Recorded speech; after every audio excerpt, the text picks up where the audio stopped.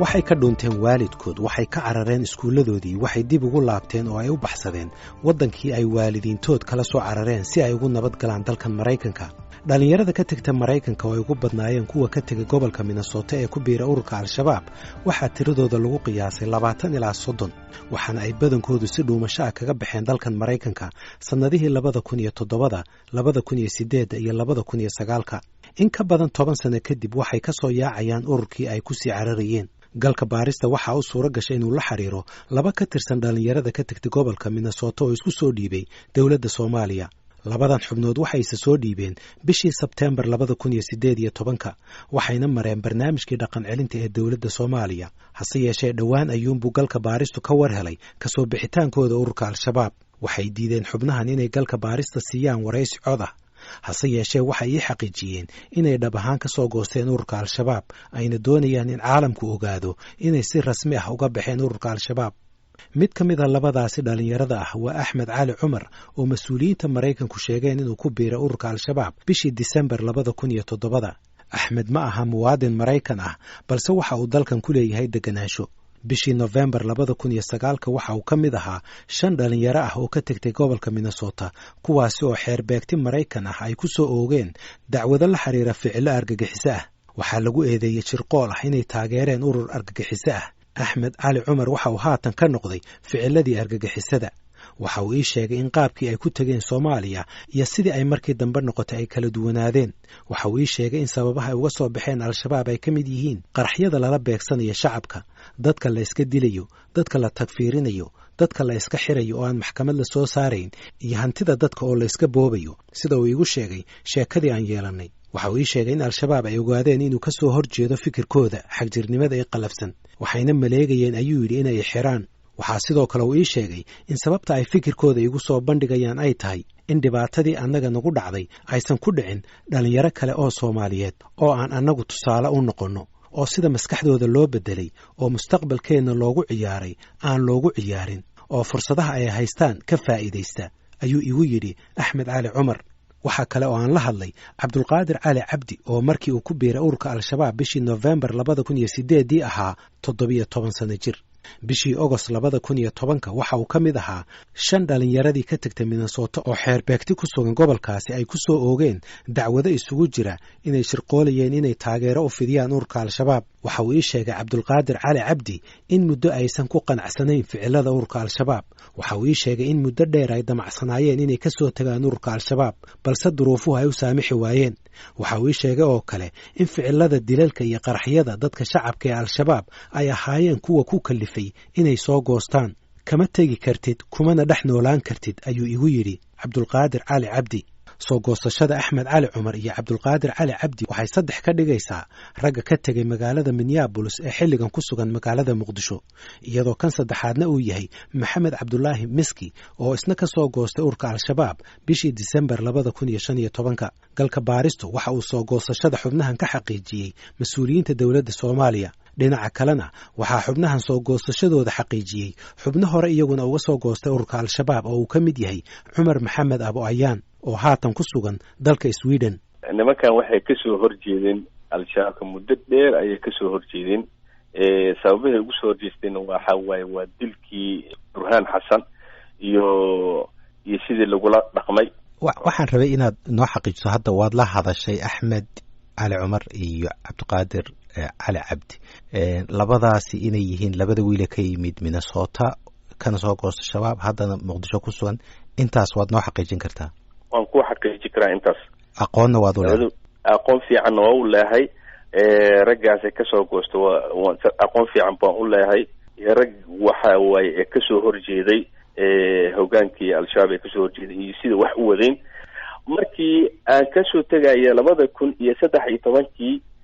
aan ka soo cararaya raggaasi maxay aan ka soo baxsaday Al-Shabaab waqtidaas koor xataa waa la hadlay dood xataa wana soo dhaxmartay waxayna ugu weynaa meesha u joogeen waxay ahayd in haddii ay soo baxaan ay Muqdisho imaadaan ama meel kale in la qabto oo ka bacdina la maxkamadeeyo oo xabsi la geliyo ayay ka baqayeen. sidaas awgeed waxay dhaheen aniga meesheena ayaa ku xukumanaya inaan iska joogo.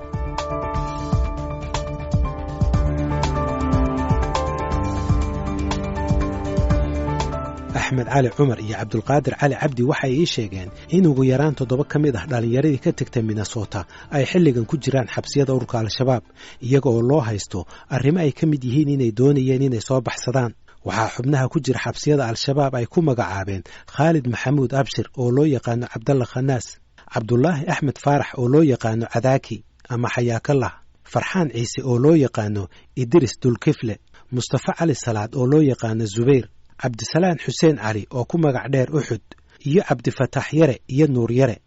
cumar maxamed abwaayaan waxa uu leeyahay qaar badan oo ka mid ah xubnaha ururka al-shabaab ee ka yimid qurbaha ayaa igala soo xiriiray dhulka ay al-shabaab ku sugan yihiin iyaga oo doonaya inay tala iga weydiiyaan sida ay ku soo bixi karaan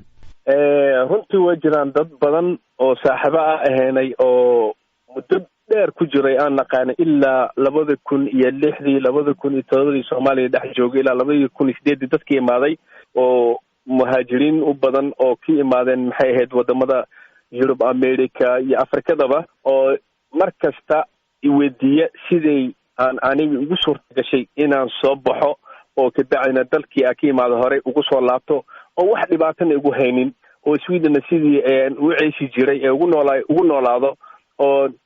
ayna dawladda Sweden ay dhibaateen dawladda Soomaaliya ay dhibaateen dad badan baa waxa dhahay sidee bay suurto ku gashay oo suurto kugu noqotay adiga ma laga yaabaa in anagana sidaas oo kala suurto gal noo ahaato aniguna waxa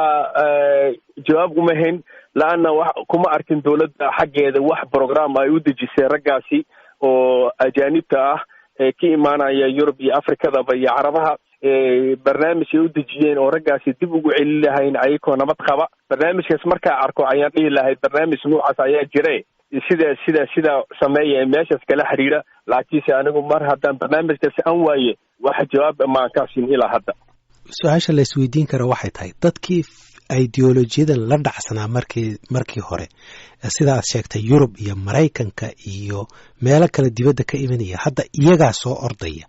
maxay tahay sababtu laana ideolojiyadii sidii ay u haysteen iyo sida ay xarakada ee noqotay ayaa kaati kala dheeri noqotay ayaka waxay u maleeyeen in shareecadii islaamka dib loo soo celinayo oo sidii dawladdii maxay hore oo Umar bin Khadaab radhiyallahu anhu amal la soo celin doona ay u maleynayeen waxay u maadeen rag oo dhiiga muslimka fududeysanaya oo ku dhahaya laba Turki baa rabnaa inaan dilno 150 muslim oo shacabka Soomaaliyeed qarxinaya oo intaas oo boqolaal qof oo muslimiin dhiigooda iska daadinaya ayagoo dhahay waxa beegsanayna laba ruux ayaan beegsanayna labada ruuxba u imaadeen dalkii inay dib u dhisaan laamiyadooda dhisayaan degadahooda dhisayaan waxay arkeen marka in wixii ay waxaan ay jihaad ahayn waxaan wax kale ay tahay shaqo kale jirto marka dadka badankiisa aqli bay leeyihiin ragga muddada dheer joogeen waxa waaye meel ay ka baxaan ilaahin mooyeen waa arkeen wixii ay u imaadeen wax kale inay noqoto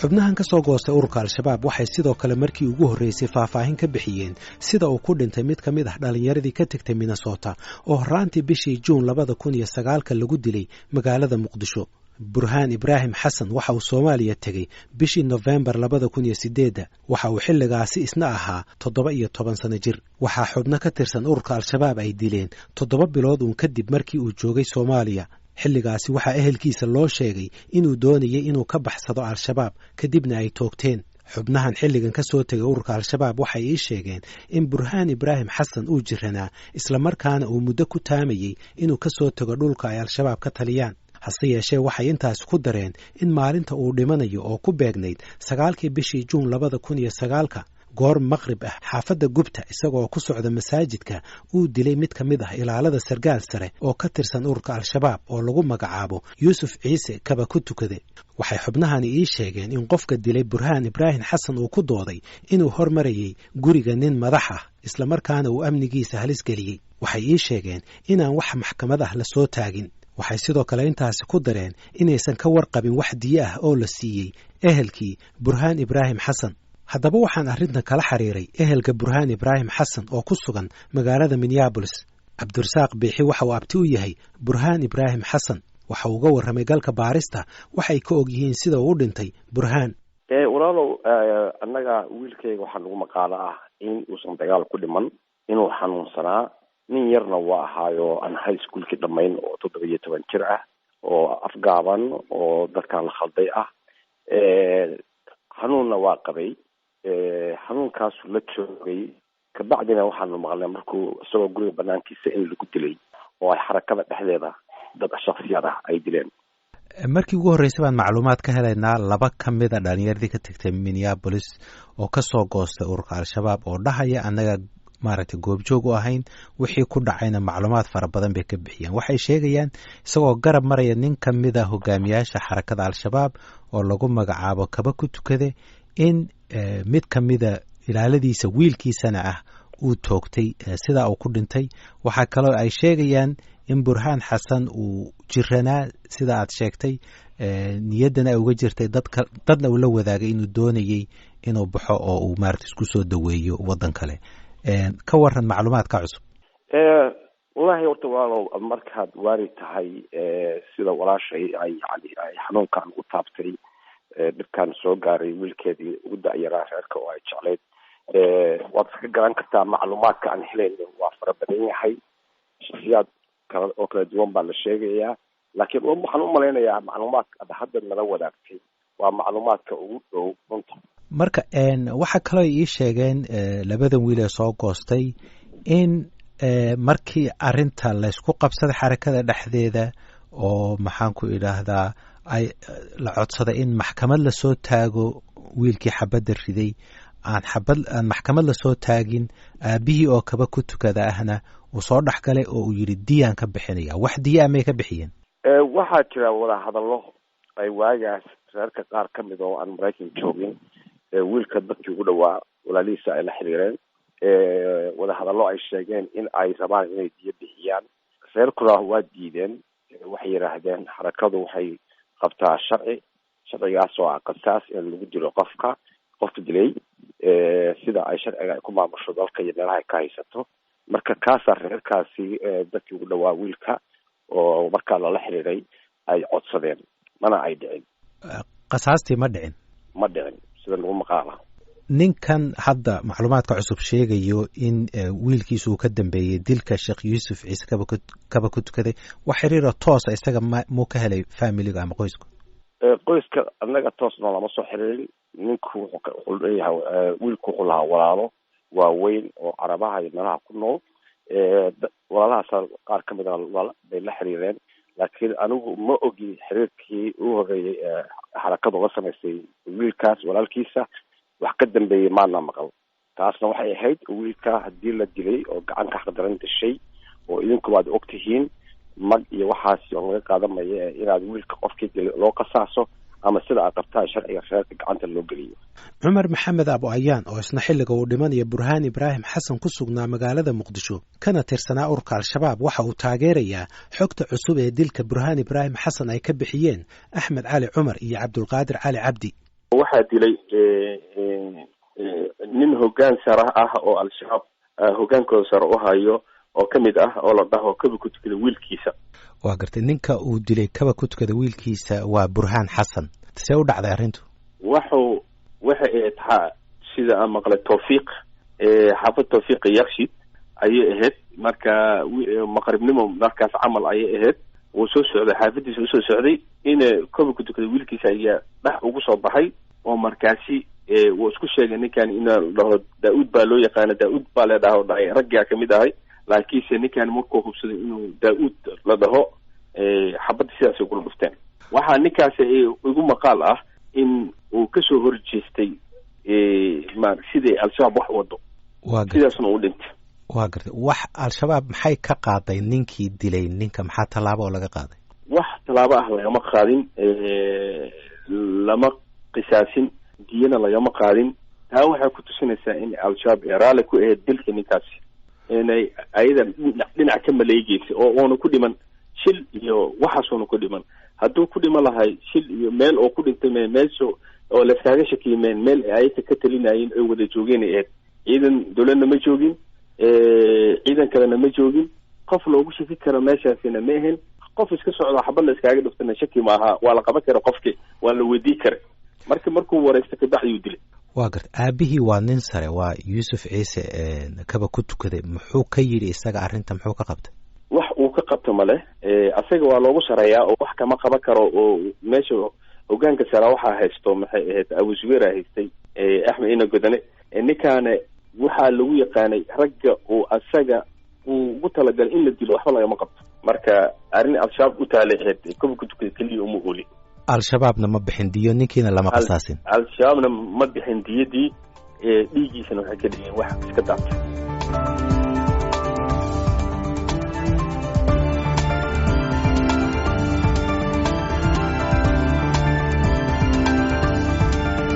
haddaba in ka badan 10 sano kadib markii uu bilowday qulqulka dhalinyarada qurbaha ee ku biiraysa ururka al-shabaab ha ka tagaan waqooyiga Ameerika ama dalalka Yurube sidee ayay tallaabadii ay qaadeen ay u saamaysay bulshada Soomaalida sumcad ahaan iyo amni ahaanba Cabdiraxmaan Mukhtaar waxa uu ka mid yahay hogaamiyaasha u dhaqdhaqaaqa bulshada Soomaalida ee gobolka Minnesota isla markaana waxa uu shakhsiyan yaqaanay in badan oo ka mid ah dhalinyaradii ka tagtay gobolka Minnesota ee u safartay Soomaaliya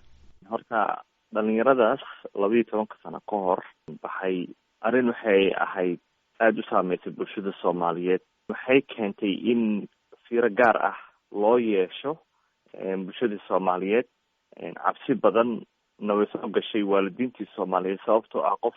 ka filanayay dhalinyaro Soomaali ah oo waalidkood ay ka soo carareen dagaaladii qaxi ay la soo mareen nolol wanaagsan iyagoo la raadinaya ay la yimaadeen dal shisheeye wax walbana ay markaas ay siiyeen in haddana la marin habaabiyo oo dhalinyaradii iyadoo la ogeyn habeen cad ay iska baxaan qaarkoodna dee sidaad ogtahay ay ku dhinteen kuwana xaaladooda ilaa hadda aad ogta waxay ku sugan yihiin marka waxyaabaha waxay ahayd wax aad iyo aad loola yaabo oo ilaa hadda xitaa saameynteedi bulshada ee kasoo kaban laada waa gartay maxaa ka mid a waxyaabaha sida gaarka u saameeyay bulshada waxyaabaha sida gaarka u saameeyey maadaama dad muslima nahay Soomaalina aan nahay dhalinyaradii baxayna ay Soomaali yihiin fiiro gaara loo yeeshay dadkii waxay noqotay in cabsi laga wada baqo bulshadii Soomaaliyeed ee dhalinyaradii eraboodadii markii la safrayo masaajidadii xitaa in si gaara loogu fiirsado diinta islaamka wadankan waxaa jira wax la dhaho islamophobia iyo muslim nacaybkii iyo nacaybkii Soomaalida loo qabay waxay noqotay xitaa ninkan hadda madaxweynaha wadankan ka ah maaragtay Donald Trump xitaa inuu gobolkan si gaar ah u yimaado oo farta uu ku fiiqo bulshada Soomaaliyeed uu dhaho waa argagixiso waa qaxooti waa dad maaragtay dhibaato idin gaarsiinaya cabsidaas heerkaas eg ayay maaragtay ku reebtay bulshadii Soomaaliyeed hadda ma waxaa la dhihi karaa qulqulkii dhalinyarada maxaan ku yidhahdaa wuu istaagay oo dhalinyaradii kale cashar bay ku qaadatay wallaahi xaqiiqda markaan kuu sheego haddaan anigu bulshada Soomaaliyeed gaar ahaan qurba joogta aan nahay waalidiinta Soomaaliyeed haddaan nahay dadka dhalinyarada la shaqeeya ama bulshada waaligaan nahay saan kuu sheegay mar walba marxalad ayaa nala soo gudboonaata hadday mar noqoto maaragtay ururadan xag jirka ah ee iyagu dhalinyaradii maaragtay dabanaya ama raadinaysa oo la kaca u raadsanaya ama hadday noqoto kuwan maaragtay falaalka gaangiska iyo burcadka ee dhalinyaradii hubkaas iyo maandooriyaasha isku dilayaan siinaya ama kuwan mindiyaha isku dilaya saameyn weyn ayay mar walba bulshada Soomaaliyeed ee qurba joogta ah arrintan ku haysaa arrimaha la xiriira gaar ahaan dhalinyarada marka tan waxay ka mid ahayd marka arrimihii ugu saameynta badnaa ugu dhibka badnaa qoys kaliya ma ahayd diinta iyo bulshada Soomaaliyeed oo dhanna saameysay meelihii aan ku cibaadaysan jirnay aan ku tukan jirnay masaajidadii laftigooda xitaa khalkhal ku abuurtay dadkii ilaa hadda xitaa haddii magacaagu Maxamed ama Cabdullaahi ama Cabdiraxmaan xitaa diyaaradihii safarkii xitaa baaritaan gaar ah wadamo gaar ah qofku markuu safrayo xitaa lasoo maariyo si baaritaan dheer loogu sameeyo cabsi laga qabo daraaddeed marka waxyaabahaas oo dhan waxaa keenay waa arrimahan la xiriira 12 sano ka hor dhalinyarada baxday iyo marin habaabintaas dhalinyarada marin habaabin